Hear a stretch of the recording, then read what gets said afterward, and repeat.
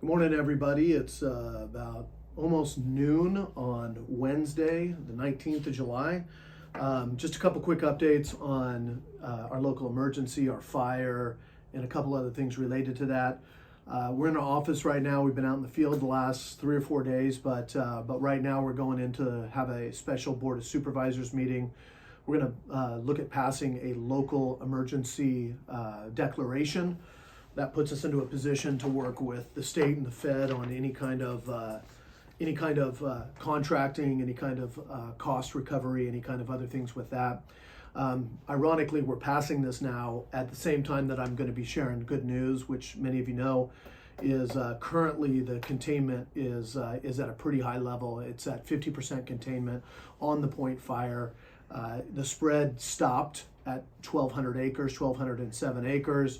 For those of you who saw our update yesterday, which was a video slideshow with a voiceover, we got up in the helicopter yesterday and really saw the damage to the watershed, but also the firework. We're always trying to figure out what we have to do post-fire, pre-flood, to make sure that we don't have problems in some of those creeks up there. But if you look at it, or if you go to our page and look at the update from yesterday afternoon, you'll be able to see pretty clearly that they did amazing work. The firefighters did amazing work with the bulldozers, with the ridgeline protections, with the helicopters, with the hand crews that are still out there working in the hot sun, sweating it out. And they've really contained this fire, but also we were blessed because after pretty good winds on Sunday afternoon, they really backed off on Monday and Tuesday and now into Wednesday. So there's not active fire out there. There are hot spots that are getting dumped on by helicopters or being attacked by firefighters on the ground with hand lines or hoses that they have in different areas. So they're going to be out there doing that work. But if you drive into Dry Creek right now, you will not see a ton of smoke and you will not see active fire right now. So this is really good news. It's looking good. The projections are pretty good coming up. I have the incident report here in front of me. You know, the weather is only projected to be at 5 to 7 miles an hour.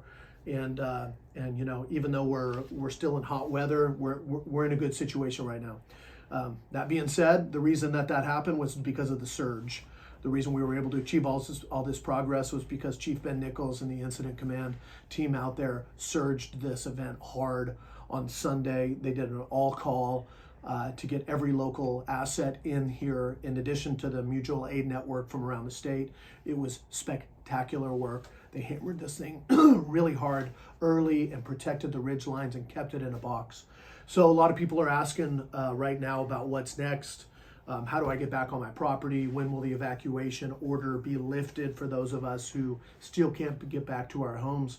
I want to start by saying is that everybody wants to get everybody back to their homes and their properties, not only because it's the right thing to do, but it's the right thing to do because having people out there is good for more eyes in terms of hotspots, people managing their own properties and the like. We do not have notifications going to happen today. We anticipate that that's going to happen in the next few days. This is really good news. You know, I know folks want to get out there desperately and move back into their house, and they should, but they can't do that while they're still doing utility work and while they're still assessing these single roads going in that don't have loops, that are one ingress, one egress, and looking at dead or dying trees, weakened trees. So, you know, unfortunately, patience is needed right now. This will happen soon, impending in the next day or two, but we're still moving on that. So on that same note, we just pulled up the PG&E alert page. If you type in an active, type in PG&E outage center, you'll be able to get a map that kind of looks in this area and shows you different outages in the area. Just even as of a few hours ago, we were still sitting in this yellow category that had, you know, 50 to 500 power outages for customers. Now we're down into 1 to 40. 1 to 49. So it's looking really good. And all of these most of them are up in the hills. There's one section in between Dry Creek Road and West Dry Creek Road that's still without power, right over by Yoakum Bridge, but there's not really a lot of residences there. So that's getting back online. Air quality is real good in a lot of these places. The biggest issue for air quality right now is going to be the weather pattern around the Sykes fire up in western Colusa. So that's a great reminder to, you can always go online and Google AQI, Air Quality Index. You can locate your position. Reminder that if there's an air AQI higher than a 150, that is very dangerous weather. And you should be wearing a mask if you're above 150. Even above 100 is an area where you want to be very careful with your family, your kids, outside activity, outside work that needs to be done.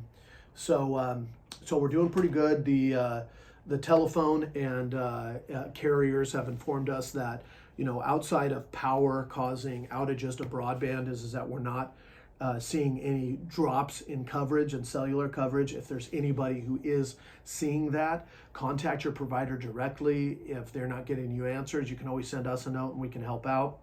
But these are all good things. So one thing for folks to know is that even though there still is an evacuation order in place, is the sheriff's office did activate yesterday the Ag Pass, which allows individuals who have already gotten training to be able to go in and do activity, whether it's animal agriculture, plant agriculture, or others.